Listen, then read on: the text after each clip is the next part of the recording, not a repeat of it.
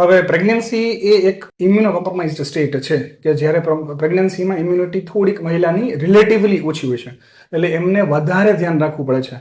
જે આપણે precautionary measures પહેલા આપણે ચર્ચા જે કરી છે કે પબ્લિક પ્લેસીસમાં ન જવું, હેન્ડ હાઇજીન રાખવી, હેન્ડ વોશિંગ એ બધું તો આપણે લેવાનું જ છે. છતાંય બી અગર જો લેડીને વાયરસની અસર આવે છે તો ડેટા પ્રમાણે માતાને એના ગર્ભમાં જે બાળક હોય છે એ બાળકને ડાયરેક્ટ અફેક્ટ થતું નથી. જે આપણે કહીએ છીએ કે વર્ટિકલ ટ્રાન્સમિશન, એના બાળકને અફેક્ટ થતું નથી.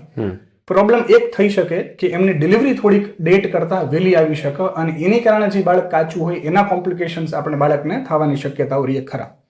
બીજું, ડિલિવરી બાદ જો માતાને વાયરસ થાય તો બાળકને વાયરસ આવવાની શક્યતાઓ ડાયરેક્ટ વધી જાય છે, કારણ કે યુઝ્યુઅલી ડાયરેક્ટ ફીડિંગ જ્યારે માતા કરતી હોય તો બાળક યુઝ્યુઅલી નીચે હોય છે અને માતાના નોઝની અથવા તો નીચે એટલે શ્વાસમાંથી વાયરસ ડાયરેક્ટ બાળકને લાગી શકે છે.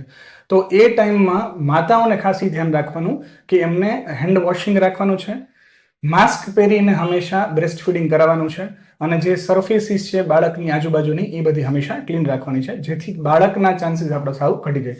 કારણ કે જે આપણે ચર્ચા કરી છે કે 1 વર્ષ કરતા નાનું બાળકને તો વધારે સ્પીડમાં બાળકને વાયરસની અસર આવી જાય છે, એટલે એમને ખાસ ધ્યાન રાખવું.